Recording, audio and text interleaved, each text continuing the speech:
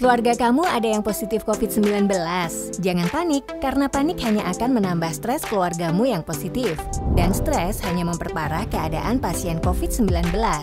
Seperti yang dilansir dari laman resmi Tim Kawal COVID-19 dengan 2 dokter spesialis penyakit dalam, mengatakan yang harus dilakukan ketika pasien positif COVID-19 dengan tes rapid antigen atau RT-PCR, segera konsultasi ke dokter terdekat. Kamu nggak harus ke dokter spesialis, karena semua dokter sudah diwajibkan mengikuti perkembangan tentang COVID-19.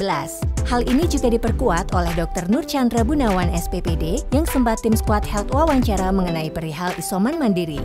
Nah, setelah bisa dinyatakan isoman mandiri sama tenaga medis yang menangani, pasti masih banyak di antara kamu yang masih bingung cara gimana sih isolasi mandiri di rumah yang benar, ya nggak? Pas banget, kali ini Squad Health akan membahas tentang apa saja hal yang harus dilakukan ketika isolasi mandiri atau isoman mandiri, biar kamu nggak panik saat merawat keluarga yang positif COVID-19. Simak info selengkapnya bersama Squad Health. Tapi sebelum kita mulai, jangan lupa subscribe dan nyalakan tombol notifikasi Squad Health kamu, agar kamu tidak ketinggalan video menarik seputar kesehatan lainnya. Berikut ini adalah beberapa hal yang perlu kamu siapkan saat akan menjalani isoman mandiri, yaitu 1. Punya beberapa alat kesehatan untuk memantau pasien COVID-19.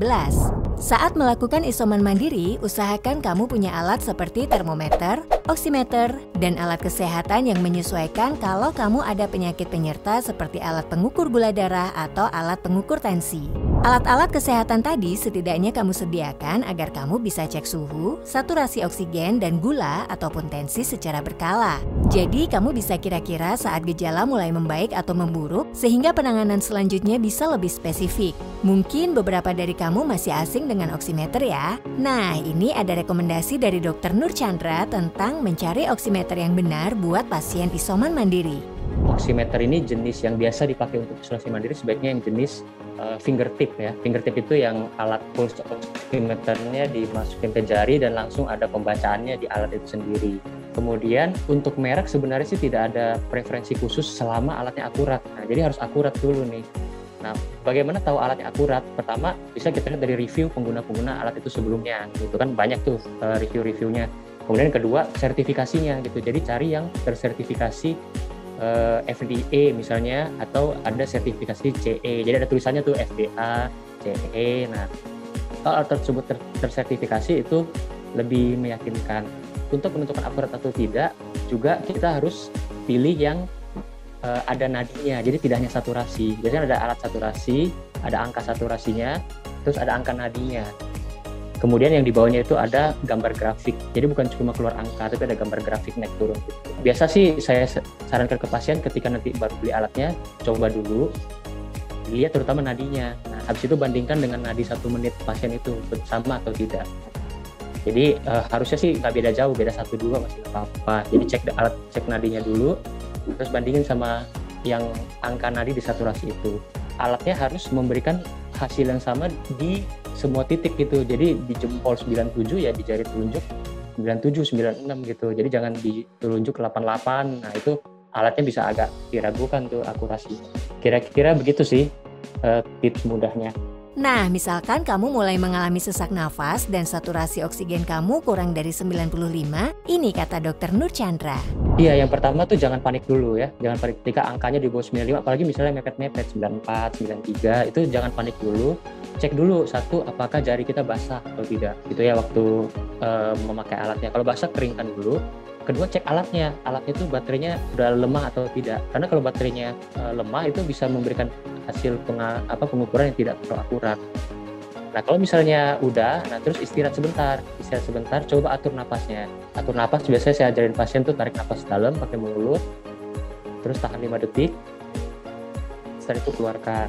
Gitu seterusnya. Nah, terus lihat nanti angkanya itu naik atau enggak.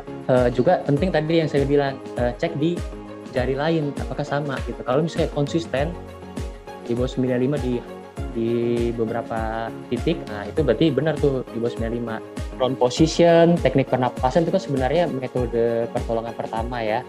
Jadi kalau misalnya sudah di bawah 95, sebaiknya sih langsung mencari pertolongan gitu, ke rumah sakit terdekat.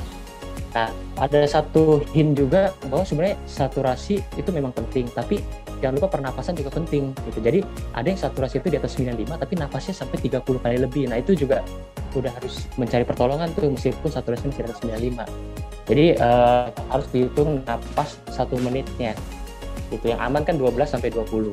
Jadi 2 komponen selain saturasi adalah pernapasan. 2.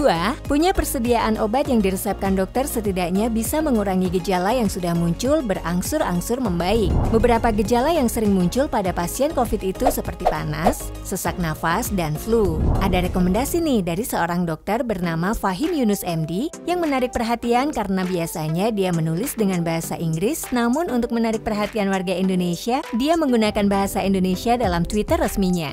Dia mengatakan, gunakan tablet paracetamol untuk demam, budesonide inhaler 2 kali sehari ketika sesak nafas, dan semprotan hidung oxymetazoline untuk hidung terasa tersumbat. Hal ini disetujui oleh Dr. Nur Chandra, namun ada sedikit catatan. Kan kita tahu bahwa 80% pasien COVID ini kan tanpa gejala sampai gejala ringan. Ya, tapi ada 20% yang nanti akan jatuh ke gejala sedang, berat, kritis, sampai memerlukan perawatan. Nah, masalahnya adalah kita tidak tahu apakah kita akan masuk ke yang 80% atau yang 20% ini gitu. Jadi sebelum memutuskan untuk di rumah saja, isolasi di rumah, nah itu sebaiknya konsultasi dengan dokter gitu. Nah, untuk isolasi mandiri sebenarnya adalah keputusan dari tenaga medis gitu, dari dokter setelah melakukan assessment klinis, setelah melakukan pemeriksaan lab, pemeriksaan radiologi, biasanya nanti baru tuh bisa dilihat, oh ini kayaknya bisa isolasi mandiri, oh ini kayaknya harus dipantau nih di rumah sakit. Itu sebenarnya. 3. Harus selalu menjalankan 3M ketika isoman mandiri. Selalu patuhi protokol kesehatan, baik pasien ataupun keluarga yang sehat, seperti memakai masker, menjaga jarak 1 meter, dan mencuci tangan dengan sabun selama 40-60 detik. Lakukan protokol 3M ini agar meminimalisir penularan orang di sekitarmu atau yang kontak langsung dengan kamu. Untuk penggunaan masker sendiri, dilansir dari CDC, memakai masker double mampu menurunkan penularan COVID-19 bisa sampai 85,4% loh. Cara penggunaannya, lapisan pertama kamu pakai masker medis, kemudian lapisan keduanya kamu bisa pakai masker kain. 4. Manfaatkan fasilitas telemedicine atau sosial media kesehatan. Beritahu dokter dan perawat tentang keluhan dan gejala, serta riwayat bekerja ke daerah terjangkit atau kontak dengan pasien COVID-19. Contoh telemedicine apps yang bisa kamu gunakan adalah Ala Dokter, Halodoc, Klik Dokter, Grab Health, dan lainnya. Untuk beberapa komparasi, berikut data yang sudah Squad Health rangkumkan. Konsultasi dokter umum Ala Dokter berkisar Rp25.000 tanpa diskon Rp5.000 saat diskon. Halodoc Rp25.000, Klik Dokter Rp15.000, dan Grab Health Rp60.000 tanpa diskon Rp10.000 saat diskon. Jadi kamu bisa pilih tuh mau pakai aplikasi yang mana. Setelah ditelusuri, ternyata dari beberapa apps telemedicine tadi ada yang menjual paket isoman yang bisa dibeli secara online. Contohnya Halodoc menjual paket isoman seharga Rp692.600. Klik Dokter menjual paket isoman Rp415.000 dan Grab Health menjual paket isoman dari Kalbe Rp120.700. Harga berbeda-beda tergantung isiannya ya, jadi pastikan kamu baca dulu. 5. Lakukan teknik proning jika mengalami sesak nafas. Teknik ini tadi sempat dibahas oleh Dr. Nur Chandra. Jadi ketika di rumah kamu tiba-tiba mengalami sesak nafas, kamu bisa memakai teknik proning ini sebagai pertolongan pertama. Melansir dari laman resmi Corona Jakarta, proning adalah teknik yang diterima secara medis untuk meningkatkan kenyamanan pernapasan dan oksigenasi. Yang pertama harus kamu siapkan saat proning adalah sediakan 4-5 bantal di kamarmu. Kemudian posisikan bantal, 1 bantal di bawah leher, 1 atau 2 bantal di bawah dada sampai paha atas, 1 bantal di bawah paha, dan 1 bantal di bawah tulang kering. Setelah posisi bantal, kamu bisa ubah posisi tidurmu secara teratur. Sebaiknya tidak lebih dari 30 menit tiap posisi proningnya nanti ya. Posisi pertama kamu bisa mulai dengan berbaring tengkurap. Posisi kedua ubah menjadi berbaring ke sisi kanan. Posisi ketiga kamu bisa coba duduk agak bersandar. Posisi keempat kamu bisa berbaring ke sisi kiri. Terus kamu balik lagi ke posisi tengkurap. Melakukan proning ini bisa membuat saluran pernafasan kamu kembali menjadi lebih lega. Teknik ini baik untuk menaikkan saturasi, namun ada catatan dari Dr. Nur Chandra mengenai teknik proning ini. Ketika orang oksigennya mulai turun, pertolongan pertama sebelum nanti dikasih oksigen yang itu ya, yang continue, itu adalah dengan posisi prone. Nah, posisi prone ini Dari namanya juga tengkurap. Jadi pasiennya itu tengkurap. Hintnya adalah jangan sampai bantalnya itu ditaruh di bawah perut. Jadi perutnya kehalang. Karena kan untuk napas kita juga perlu perut. Kemudian tapi catatannya adalah jangan melakukan ini dalam waktu 1 jam setelah makan. Dan tidak disarankan kalau pasiennya hamil, kalau pasiennya sakit jantung, atau ada sumbatan pembuluh darah dalam. Itu tidak kita sarankan posisi prong. 6. Pisahkan ruang tidur, alat makan, dan pakaian serta terapkan etika batuk dalam rumah. Melansir dari CDC, lebih baik jika pasien memisahkan ruang tidur, alat makan, dan pencucian pakaian dari keluarga yang sehat. Namun jika tidak memungkinkan, keluarga yang membantu harus selalu menggunakan sarung tangan dan masker. Perhatikan juga etika batuk dalam rumah sehingga droplet tidak menyebar dan selalu bersihkan tempat atau barang yang sering disentuh pasien dengan desinfektan. 7. Selalu support kebutuhan pasien baik secara fisik ataupun mental. Keluarga harus bisa selalu mensupport kebutuhan asupan makan yang baik untuk pasien, sehingga imunitas dari pasien kembali membaik. Selain fisik, support secara mental juga bisa membantu pasien untuk tidak stres dan membuat semangat sembuh semakin tinggi. Seperti kita ketahui, sistem imunitas atau sistem kekebalan tubuh kita itu tidak hanya dipengaruhi satu zat ya, jadi banyak makronutrien dan mikronutrien yang berperan. Nah, untuk dietnya sendiri berarti otomatis harus diet seimbang yang bervariasi. Diet seimbangnya seperti apa? 1, karbohidratnya harus cukup. Karbohidrat bisa dapat dari nasi kan, atau kentang, atau ubi, tapi jangan dicampur, jangan double karbo. Nasi dan mie misalnya yang sering orang kita nasi sama mie itu jangan. Kemudian banyak buah dan sayur. Nah, itu banyak mengandung mikronutrien tuh. Jadi buah dan sayurnya harus banyak.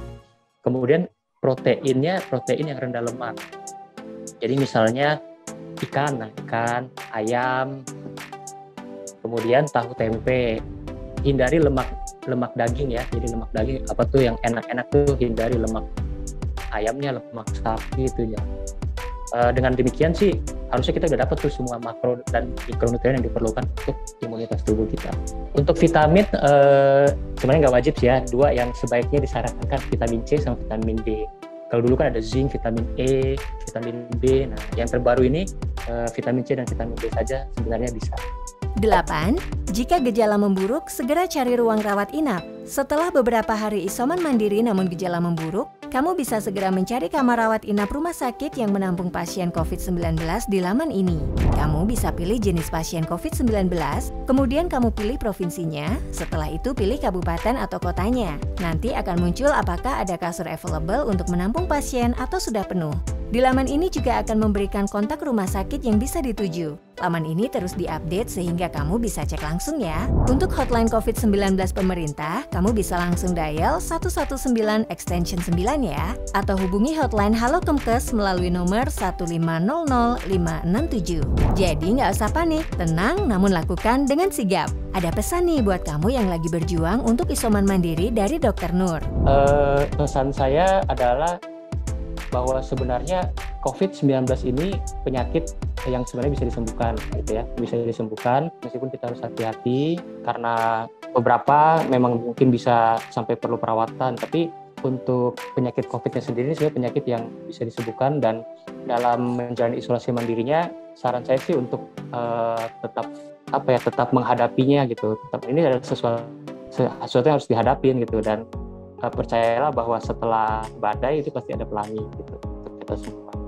Nah, itulah beberapa hal yang harus kamu tahu jika tengah melakukan isoman mandiri. Kamu wajib banget mengedukasi keluarga biar mereka nggak panik lagi kalau ada yang positif COVID-19 di rumah. Tenang, namun tetap dengan langkah yang tepat akan membantu banget buat kamu ataupun keluarga yang tengah berjuang melawan virus ini. Jaga kesehatan dan selalu patuhi protokol kesehatan juga wajib banget kamu terapkan.